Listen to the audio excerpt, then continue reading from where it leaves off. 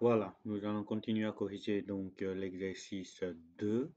Donc l'exercice 2 ici, il fallait pas calculer. Donc dans le cercle ci-dessous, on vous demande de placer tous les angles tels que leur sinus valent 0, moins 0,25. Donc ici, déjà, il faut savoir que sinus se trouve sur l'axe là. On a moins 0,5 ici, donc moins 0,25 se trouve là. Donc les angles que vous devez placer, bah, ça se trouve là et là. Je vous rappelle que dans un cercle trigonométrique, un point est équivalent à un angle. Donc si jamais vous avez juste placé ces deux points-là, c'est correct aussi vos réponses. Mais bien sûr, vous pouvez aussi tracer donc la droite ici pour indiquer donc les angles. Mais là, il fallait indiquer donc les angles correctement, c'est-à-dire ici, vous pouvez dessiner un angle vers le bas et là, vous pouvez dessiner un angle qui va jusque là. OK? Et vous pouvez l'appeler donc alpha et bêta, par exemple. Donc, question 3, c'est le même exercice, mais cette fois-ci, c'est tangent. Donc, dans le cercle ci-dessous, on vous demande de placer tous les angles tels que leur tangent valent 0,5. Donc, tangent se trouve ici. OK? Voilà. Et tangent qui vaut 0,5, bah, ça se trouve là. Donc, les angles tels que tangent vaut 0,5, il y en a un angle donc ici. OK. Et l'autre, bah, on doit aller dans l'autre, prolonger dans l'autre sens. Bah, ça va être là.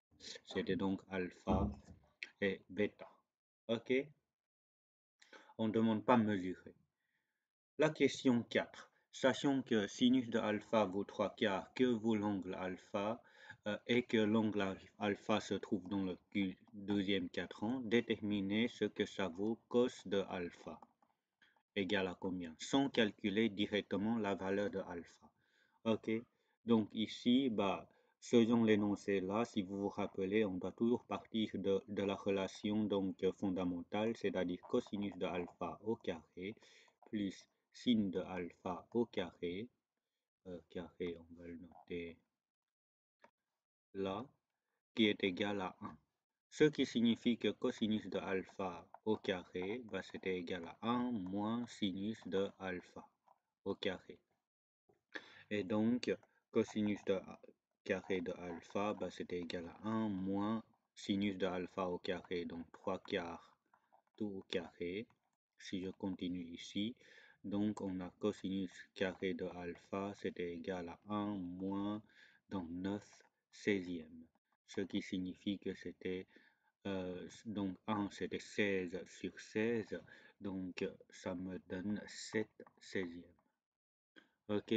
Et donc, cosinus alpha, bah, ça sera donc égal à plus ou moins. Là, il fallait bien faire attention quand on enlève le carré, il y a toujours une réponse positive et une autre réponse négative sur 16.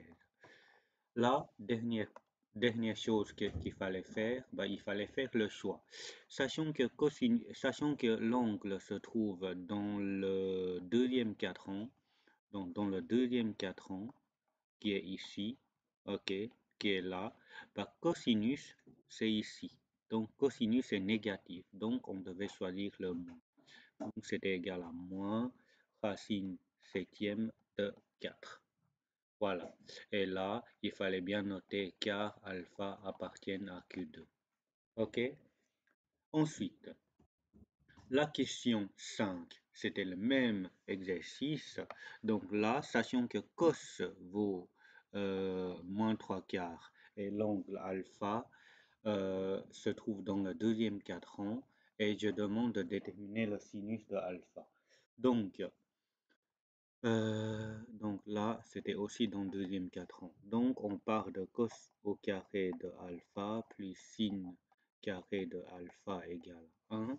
Donc, nous allons avoir donc moins 3 quarts au carré plus sin carré de alpha égale à 1, ce qui signifie que on va avoir sin carré de alpha qui est égal à 1 moins 3 quarts au carré, qui est là, on l'avait calculé tantôt, 7 16e.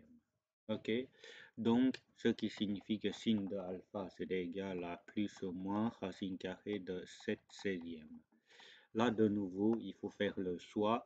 Vu que c'était dans le deuxième quadrant et qu'on voulait avoir le sinus de alpha, il faut savoir que le sinus d'alpha dans le deuxième quadrant, c'était positive.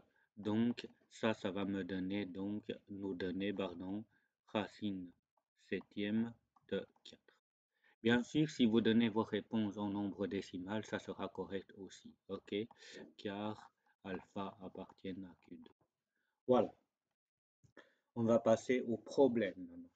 Donc, problème ici, le teneur d'un mat mesure 7 mètres et forme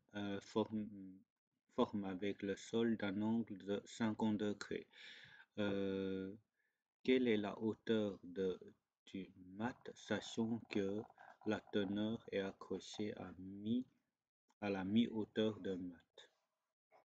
Oups, je relis. Donc, je vais essayer de passer un peu de temps à comprendre l'énoncé. Ok, voilà, je crois que j'ai compris. Donc, on a un teneur qui est ici, voilà, de 7 mètres, qui forme avec un angle de sol qui est 50 degrés. Quelle est la hauteur du mat, sachant que le teneur est accroché à mi-hauteur du mat? Donc, on a ça, c'est la hauteur du mat. J'avoue que je ne sais pas ce que c'est, mais l'énoncé, j'ai l'impression que c'est ça. Donc ici, c'est la mi-hauteur. Ok, là, c'était la moitié de hauteur. Donc, je ne vais pas noter comme ça.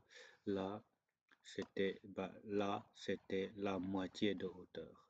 Donc, pour avoir une résolution logique, on a un triangle, donc rectangle qui est là.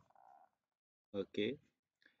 Je connais l'angle ici, je connais l'hypoténuse et moi, si je peux chercher facilement donc le côté opposé avec sinus. Ok, on sait que sinus de 50 degrés, c'était égal à côté opposé, je vais l'appeler M, puisque c'est mi-hauteur, M sur 7. Et pour trouver le M, ça va être 7 fois sinus de 50. Donc, ce qui signifie que on a 7 fois sinus de 50, ça fait 5,36 mètres. Ok? Et donc, comme on vous dit que ça, il est accroché à mi-hauteur, la hauteur totale, ça va être le double de ceci. Donc, la hauteur du mat, c'était égal à 2 fois 5,36. Donc, 2 fois 5,36, ça fait 10,72 mètres. Ça, c'était la conclusion. Ça va? Voilà, on va passer au suivant.